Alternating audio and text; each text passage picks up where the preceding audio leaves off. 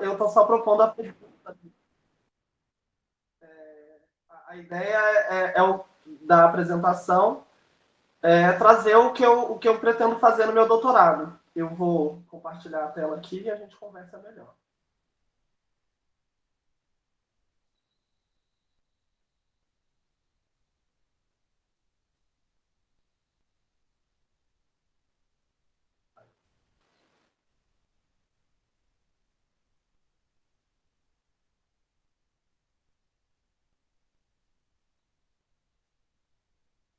Bom, então, como a Maria me apresentou, meu nome é Jonathan e a minha apresentação é intitulada SBN nas cidades, como jardins de chuva podem contribuir com a biodiversidade nas áreas urbanas. Já fui bem apresentado, né? Eu sou biólogo, mestre em Ecologia Aplicada e atualmente eu sou doutorando no programa de pós-graduação em Ecologia do Instituto de Biociências daqui da USP. E o que eu trouxe para apresentar é um apanhado, né, desde a minha experiência com ecologia urbana durante o mestrado e como eu tive essa origem e vim acabar trabalhando com soluções baseadas na natureza e biodiversidade. Para começar, então, a ecologia urbana é uma área da biologia que busca entender as cidades como um ecossistema. Então, esse ecossistema ele é gerido por uma estrutura, né, eco-socio-evolutiva, onde você tem processos ecológicos interagindo com questões sociais, e aí a gente pode entender essas questões sociais como as atividades antropogênicas, mas também a interação entre os seres humanos, né, que produzem diferentes tipos de paisagem ao longo da cidade, e uma dinâmica evolutiva, porque toda essa interação tem implicações, né, sobre as dinâmicas ecológicas da biodiversidade, levando a processos microevolutivos. Essa área ela assume uma importância muito grande quando a gente considera a urbanização como uma das principais atividades de alteração do uso da terra, né, atualmente.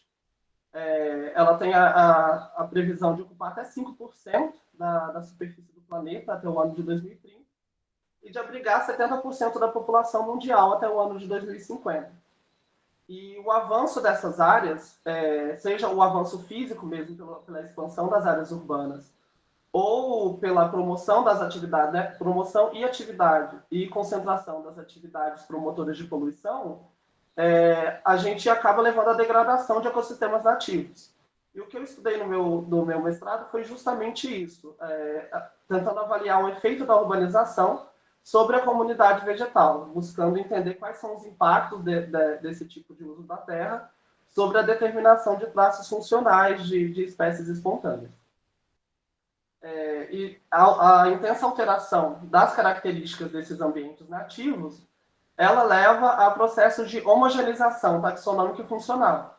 Porque como você tem características extremamente diferentes das áreas naturais, você acaba selecionando apenas espécies resistentes, né, a essas alterações dentro das áreas urbanas. Então, o pool genético e a quantidade de espécies nas áreas urbanas é bem reduzido em comparação às áreas naturais, e essas espécies possuem umas identidades de serem mais generalistas, como espécies invasoras e espécies exóticas no geral.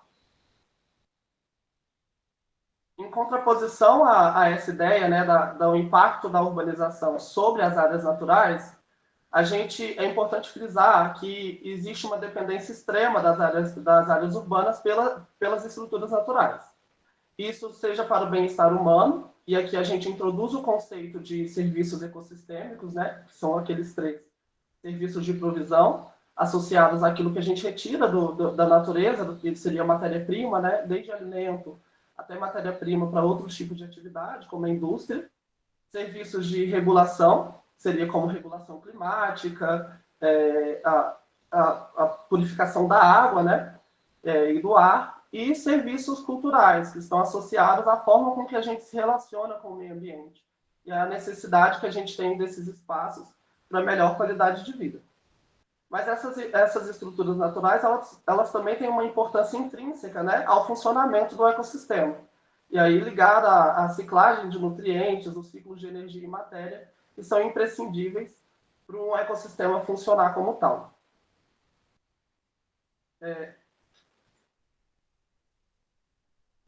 dentro desses espaços urbanos, né, a introdução de estruturas naturais, ela pode ser feita de diferentes formas. Então, aqui eu trouxe o efeito do design, né, desses espaços, que vão determinar diferentes potencialidades de serviços dentro das áreas urbanas.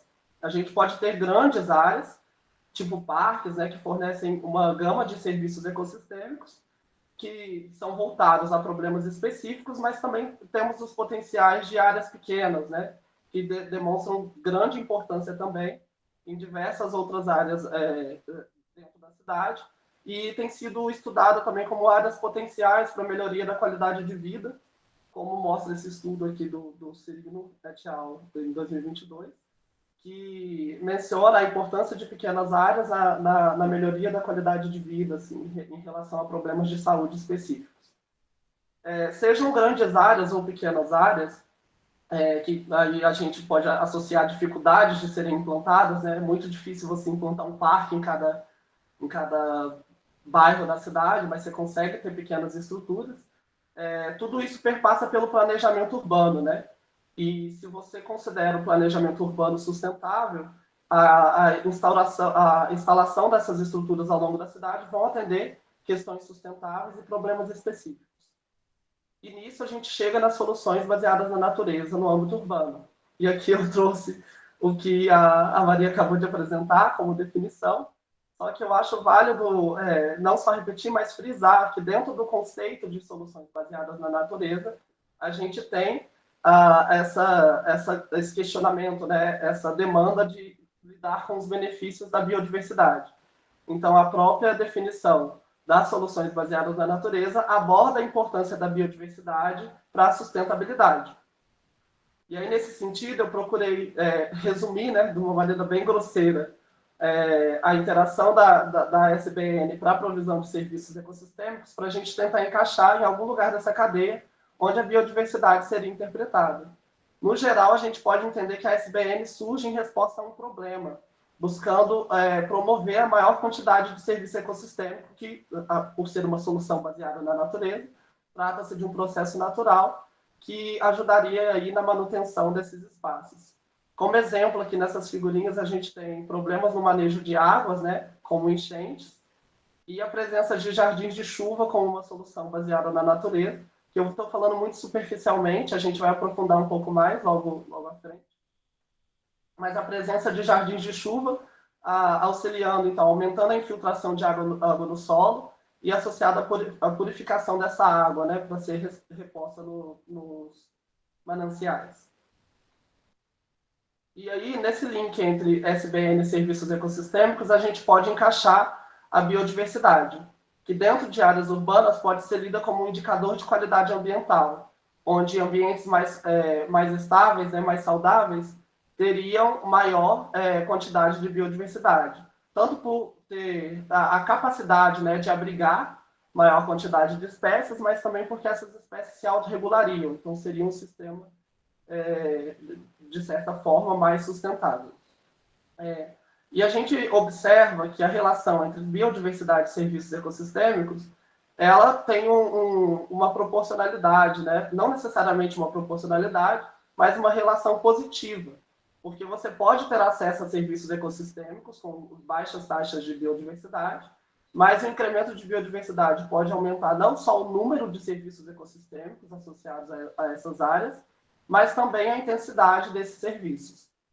E mesmo que a gente saiba que a biodiversidade se relaciona positivamente aos serviços ecossistêmicos e que soluções baseadas na natureza em áreas urbanas buscam promover esses serviços, existe um gap de informações a respeito da implementação de biodiversidade em SBNs e como a biodiversidade pode auxiliar a ter efeitos, né, sobre a eficácia dessas soluções. E no contexto urbano, essas SBNs podem auxiliar simplesmente no incremento da biodiversidade e, mais especificamente, ligando agora com o que eu trouxe no início da apresentação, esses espaços podem incrementar e promover espécies nativas, raras e sensíveis ao ambiente urbano, já que é um ambiente com características mais extremas e essas espécies não se estabeleceriam naturalmente, né, nesses lugares. Então, como a gente tem um ambiente construído e manejado, a gente pode promover com que essas espécies sejam encontradas nas áreas urbanas.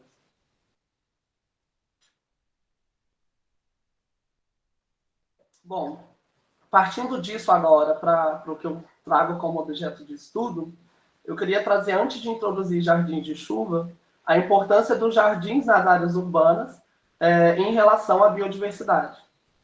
Essas áreas, né, muitos estudos relatam que são áreas importantes para a promoção de vegetação e de locais permeáveis à paisagem. E aí a gente pode entender esses jardins tanto como no espaço público, mas também jardins privados, e que, de maneira muito intensa, provém recursos para insetos polinizadores, sendo possível observar a maior quantidade de biodiversidade em jardins do que em áreas adjacentes em algumas cidades. Essas estruturas também são favoráveis à saúde da população, pois funcionam como espaço de recreação, não só pela beleza, mas também pela atividade de jardinagem. Podem ser utilizados como ferramenta de educação ambiental e aumenta o contato com a natureza, né, principalmente em grandes centros urbanos. Aí com estudos que trazem o objetivo da biofilia, né, como a necessidade de estarmos próximos a áreas naturais, próximos do verde, para termos melhor qualidade de vida. E aí, entendendo a importância dos jardins dentro das cidades, os jardins de chuva assumem uma importância ainda maior, porque atrelam a um lugar com importância relevante, né, para a biodiversidade, a serviços de manejo de águas dentro das áreas urbanas. E aqui eu trouxe uma definição que os jardins de chuva também são chamados de sistemas de biorretenção, e é uma medida que utiliza a atividade biológica de plantas e micro-organismos para remover poluentes das águas pluviais e de maneira mais, no que eu tenho mais foco, né, agora, que contribui para a infiltração e retenção dos volumes de água precipitados. Então, ele já assume a importância da biodiversidade dentro dessas estruturas, como uma contribuição para o funcionamento do jardim, e também revela o efeito da biodiversidade, né, na provisão desse serviço. Então, o Jardim de Chuva também assume um papel de destaque como uma política de solução baseada na natureza, e é o que a gente tem visto bastante, né, a promoção desses locais, e aí a gente pode fazer várias ressalvas sobre a implementação, sobre como está sendo planejado e as normas técnicas para o Jardim de Chuva, mas de fato eles têm ganhado espaço nas cidades como solução baseada na natureza para tentar tornar a cidade mais sustentável. E aí, fazendo esse apanhado, eu entro no que eu trouxe, no que eu tenho para o meu projeto de doutorado. Basicamente, a ideia, então, é saindo da ecologia urbana, entendendo a cidade, que ao mesmo tempo que promove degradação de ambientes naturais, necessita de ambientes naturais para o seu funcionamento. A gente tem um planejamento urbano com essas pequenas áreas como um potencial para tanto implementar a saúde da população, quanto para promover a biodiversidade, que é preocupação ambiental, e chega em soluções baseadas na natureza como uma via de linkar essas duas partes, né, as preocupações com o funcionamento da cidade e com o meio ambiente em si, com as questões relacionadas à biodiversidade. E nisso, o meu projeto tenta abordar esses 3 pontos, principalmente, que é entender como a biodiversidade está inserida no planejamento de SBNs urbanas. E aí, nesse ponto, a gente quer mesmo fazer uma análise documental, porque já que a gente entende que biodiversidade está contida no conceito de SBN, quando a gente propõe a construção de uma SBN, quando a gente planeja tornar um espaço uma solução baseada na natureza, a gente deveria ter a preocupação com a biodiversidade atrelada a essa estrutura. E aí essa preocupação está não só nas espécies que vão ser instaladas ali, né, no caso do jardim de chuva, as plantas que vão ser colocadas, mas toda uma dinâmica de biodiversidade, toda uma dinâmica natural, tanto das espécies que podem utilizar daquele lugar, quanto uma dinâmica de sucessão, que também está colocada para dentro dos espaços urbanos. Um segundo ponto é a respeito se as SBNs aumentam a biodiversidade nas áreas urbanas. E aí o que eu venho apresentando até aqui é que a gente tem algumas premissas, né, de que esses locais podem sim incrementar a biodiversidade, e o que a gente pretende é avaliar dentro do município de São Paulo se esses locais de fato incrementam a biodiversidade em relação às áreas adjacentes. E um terceiro ponto do meu projeto é avaliar qual o efeito da biodiversidade na eficiência das SBNs.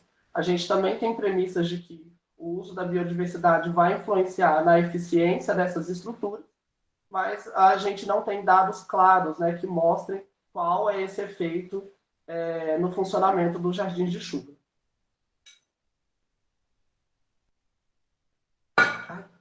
Então, dando continuidade, eu vou falar principalmente desses dois últimos tópicos, né, que é o que eu tenho estruturado, mas sobre esse segundo tópico, se as SBNs aumentam a biodiversidade nas áreas urbanas, o objetivo geral seria, então, avaliar se e como os jardins de chuva contribuem para o aumento da biodiversidade de plantas na área urbana. E aí, dentro desse objetivo, um objetivo específico seria descrever a comunidade de plantas que estão sendo utilizadas nos jardins de chuva de São Paulo. E aí a gente tem algumas perspectivas, né? Não só fazer um levantamento dessas espécies taxonômicas, mas avaliar se a utilização dessas espécies estão associadas a funções específicas, né, que essas plantas devem ter para estar dentro de um jardim de chuva, se existe dominância de determinados tipos de espécies, e se essa definição está sendo, na verdade, esse é um outro objetivo. Mas basicamente é isso, a gente quer, além da taxonomia, investigar a identidade dessas espécies a respeito de se são espécies raras, se são espécies sensíveis, e se aumenta a diversidade funcional dentro das cidades. Um segundo objetivo seria avaliar a influência dos fatores abióticos na determinação da composição de espécies do jardim de chuva. E aí, nesse ponto, a gente queria avaliar não só o efeito, né, da paisagem e de locais impermeáveis, que podem, de certa forma, limitar a presença de algumas espécies no jardim de chuva, indo contra as nossas premissas, né, de que esses espaços naturalmente poderiam abrigar outras espécies. Então, aqui a gente vai procurar entender se existe algum fator abiótico que está limitando a utilização de espécies ali dentro. Mas também esses fatores abióticos podem ser entendidos como questões de manejo desse local. E aí o órgão que gere esse jardim de chuva, o tempo que ele foi, há quanto tempo ele foi implementado, né? E talvez o rigor técnico também possa influenciar nas espécies que estão ali utilizadas. Um terceiro ponto seria a comparação, que é o que mais caracteriza, né, esse tópico, que é a comparação da comunidade de plantas dos jardins de chuva com áreas adjacentes.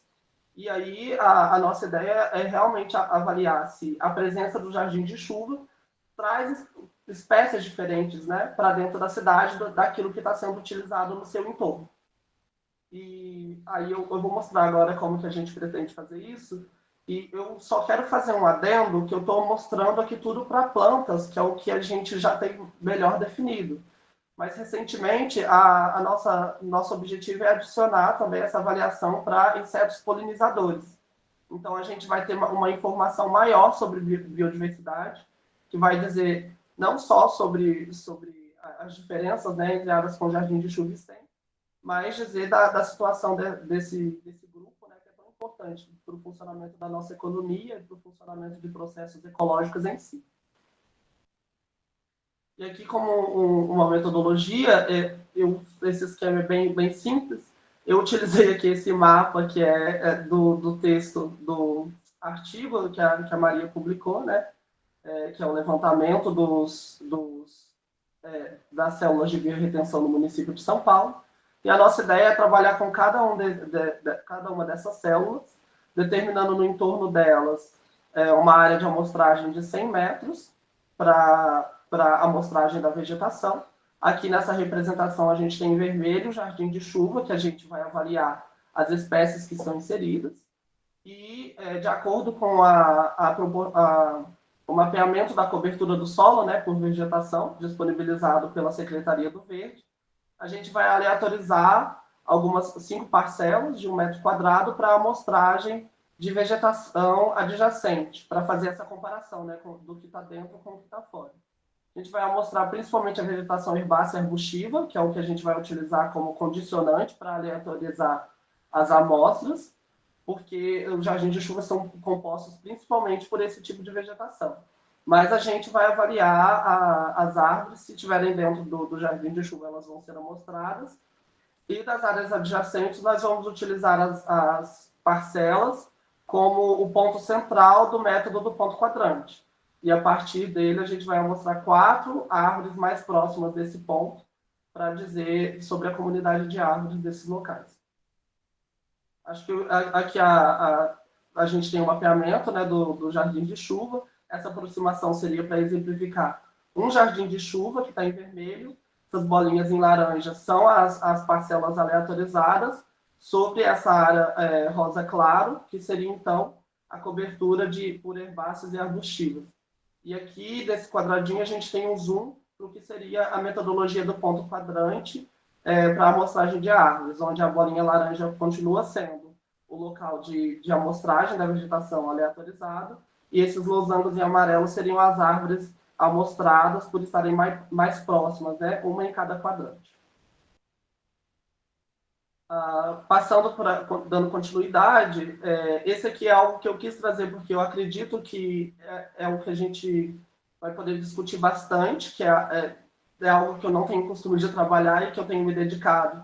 E talvez eu arrisque a dizer que é o que eu tenho mais interesse no projeto, porque a gente não encontra esse tipo de informação bem clara, que é avaliar o efeito da biodiversidade na eficiência das SBN. E o principal objetivo desse tópico seria ver como a biodiversidade influencia nas taxas de infiltração do escoamento superficial nos jardins de chuva. E algumas premissas relacionadas a isso estão associadas a uns estudos feitos de comparação, né, de áreas recuperadas e áreas degradadas, que medem a infiltração a partir da regeneração da vegetação. Então, eu acredito que se a gente tiver diferentes níveis de biodiversidade, diferentes composições de vegetação no jardim de chuva, que podem formar uma camada de rizosfera ali, né, que pode permeabilizar mais ou menos a camada superficial do jardim de chuva, a gente pode encontrar, sim, uma diferença nas taxas de infiltração. Eu tenho algumas ideias de metodologia. Primeiro, essa medição da infiltração. Existe um aparelho chamado infiltrômetro, que ele é bem localizado, né? Talvez vocês saibam dizer melhor do que eu, mas é o que eu tenho visto, que eu vi sendo utilizado para esses estudos de comparação de áreas em regeneração e áreas degradadas. Eu acho que seria interessante ter esses dados, e aí a ideia, então, seria avaliar essas taxas de infiltração nos jardins de chuva com diferentes índices de biodiversidade, e aí a gente mediria as taxas de infiltração em cada jardim de chuva desse levantamento e associaria isso às composições, né, aos dados de biodiversidade que a gente vai ter de cada um.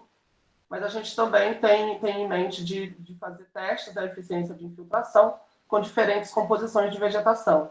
E aí a gente montaria diferentes consórcios de plantas, de acordo com o hábito delas, né, e com as funcionalidades que elas apresentem, que podem ser favoráveis aos jardins de chuva. Talvez eu não ocupe todo o tempo que eu tinha, o que é uma pena, mas do meu projeto, eu acho que até agora é isso que a gente tem, ele ainda está em construção. E eu trouxe aqui como produtos esperados, como uma forma de traduzir todas essas expectativas biológicas, né, e da ciência, para o que pode ser interpretado no planejamento urbano e onde o meu trabalho iria contribuir, né, nesse sentido. Então, acho que um ponto interessante seria ter uma lista de espécies indicadas para jardim de chuva, e aí levando em conta tanto o incremento da biodiversidade quanto as funcionalidades associadas a essas espécies, que poderia estar atrelada às indicações técnicas, né, para a construção de jardins de chuva, que sejam ainda mais funcionais. Um ponto muito importante seria quantificar o potencial de incremento da biodiversidade a partir desses espaços, dessas SBNs. Então, dizer talvez as potencialidades que nós estamos perdendo em benefício à biodiversidade por não utilizarmos diferentes espécies. E, muito ligado a isso, né, quantificar o efeito da biodiversidade na eficiência dos jardins de chuva.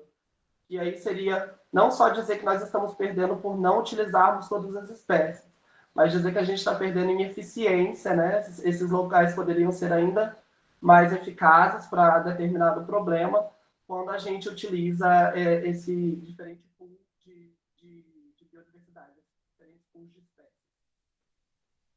Basicamente é isso, só acho que a gente pode ter bastante coisa para discutir, se tiverem dúvidas, sugestões, eu fico muito agradecido. Muito obrigado.